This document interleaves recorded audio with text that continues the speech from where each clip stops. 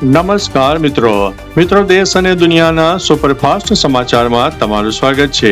સૌથી મોટા સમાચાર સામે આવી રહ્યા છે।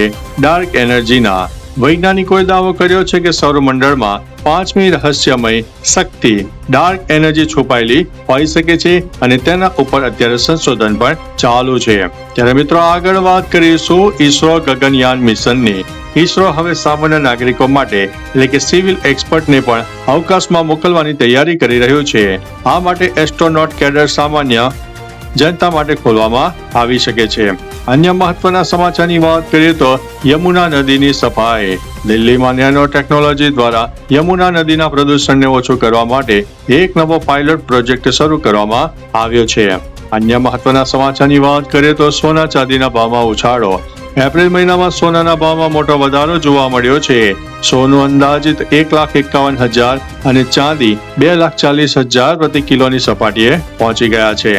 અન્ય મહત્વના સમાચારની વાત કરીએ તો કેદારનાથ ધામના કપાટ। કેદારનાથ ધામના કપાટ 22 એપ્રિલ 2026 થી શ્રદ્ધાળુઓ માટે ખોલી દેવામાં આવ્યા છે।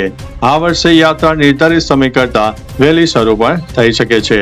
અન્ય મહત્વના સમાચારની વાત કરીએ તો ઓનલાઈન ગેમિંગના નવા નિયમો। 1 મે 2026 થી ઓનલાઈન ગેમિંગ માટે નવા નિયમો અમલમાં આવ્યા છે। કેન્દ્ર સરકાર દ્વારા આ અંગે નોટિફિકેશન બહાર પાડવામાં આવ્યું છે। અન્ય મહત્વના સમાચારની વાત કરીએ તો યુપી બોર્ડ પરિણામ। ઉત્તર પ્રદેશ બોર્ડની ધોરણ 10 અને 12ની પરીક્ષાનું પરિણામ જાહેર કરવામાં આવ્યું છે। આ વર્ષે અંદાજિત 50 લાખ વિદ્યાર્થીઓએ પરીક્ષા પણ આપી હતી। અન્ય મહત્વના સમાચારની વાત કરીએ તો મુંબઈ દુર્ઘટનાની। મુંબઈમાં તરબૂચ ખાવાથી ફૂડ પોઈઝનિંગના કારણે એક જ પરિવારના 4 સભ્યોના મોત થયા હોવાની આશંકા છે। અન્ય મહત્વના સમાચારની વાત કરીએ તો હવામાન વિભાગની।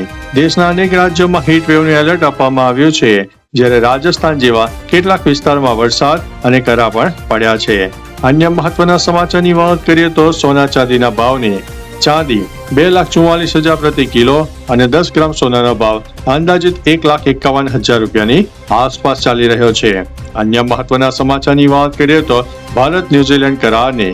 બંને દેશો વચ્ચે ફ્રી ટ્રેડ એગ્રીમેન્ટ એટલે કે FTA સાઇન થયો છે, જેનાથી ભારતીય નિકાસ ટેક્સ ફ્રી થશે અને દર વર્ષે 5,000 ભારતીયોને વર્કિંગ વિઝા પણ મળનારા છે। અન્ય મહત્વના સમાચારની વાત કરીએ તો ઈરાન ઇઝરાયલ તણાવની। ઈરાને પાકિસ્તાનની મધ્યસ્થી નકારી કાઢી છે અને હવે રશિયાને મધ્યસ્થી બનાવવા માંગે છે। ઈરાને અમેરિકા સામે હોર્મુઝ રૂટ ખોલવાની શરતો પણ મૂકી છે। અન્ય મહત્વના સમાચારની વાત કરીએ તો હરિયાણાની 4 માળનું મકાન બનાવવા માટે પડોશીની NOC લેવી અને રસ્તાની પહોળાઈ 10 મીટર હોવી હવે ફરજિયાત છે। અન્ય મહત્વના સમાચારની વાત કરીએ તો દિલ્હીની વધતી ગરમીના કારણે બપોરે 12 થી 3 વાગ્યા સુધીમાં શ્રમિકોના કામ ઉપર પ્રતિબંધ મૂકવામાં આવ્યો છે। ત્યારે આગળ વાત થશે બિહારની। સરકારી કાર્યક્રમો અને શાળાઓમાં રાષ્ટ્રગીત રાષ્ટ્રગાનની સાથે બિહાર ગીત પણ હવે ગાવું ફરજિયાત રહેનારું છે। અન્ય મહત્વના સમાચારની વાત કરીએ તો છત્તીસગઢની 28 એપ્રિલથી પ્રોપર્ટી રજિસ્ટ્રી સસ્તી થશે, કારણ કે સરકારે રજિસ્ટ્રી પરનો સેસ હવે નાબૂદ કર્યો છે। અન્ય મહત્વના સમાચારની વાત કરીએ તો ગુજરાત સુરતમાં બેંક લૂંટ થઈ છે। સુરતના વરાછા વિસ્તારમાં SBI બ્રાન્ચમાં ધોળે દિવસે 50 લાખની લૂંટ થઈ છે। 5 થી 6 હથિયારધારી બદમાશોએ સ્ટાફને બંધક બનાવીને લૂંટ ચલાવી હતી। અન્ય મહત્વના સમાચારની વાત કરીએ તો રાજ્યસભામાં ફેરફાર। આમ આદમી પાર્ટીના 7 સંસદો ભાજપમાં જોડાતા રાજ્યસભામાં ભાજપના સભ્યોની સંખ્યા વધીને 113 થઈ ગઈ છે। રાઘવ ચડ્ડાએ પણ ભાજપમાં જોડાવાનું કારણ આપતા નિવેદન પણ આપી દીધું છે। અન્ય મહત્વના સમાચારની વાત કરીએ તો સિક્કિમ અને બંગાળની। PM મોદી સિક્કિમના ગંગકોટમાં રોડ શો કરશે અને 4,000 કરોડના પ્રોજેક્ટની જાહેરાત પણ કરશે। પશ્ચિમ બંગાળમાં TMC સાંસદ મિતાલીની કાર ઉપર મોટો હુમલો થયા હોવાના સમાચાર છે। અન્ય મહત્વના સમાચારની વાત કરીએ તો PM મોદીનો ઉત્તર પ્રદેશ પ્રવાસ।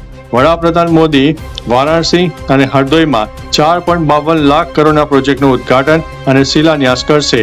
તેઓ 2 નવી અમૃત ભારત ટ્રેનો, જેમાં બનાસ પુણે અને અયોધ્યા મુંબઈ ને લીલી ઝંડી પણ આપવાના હતા।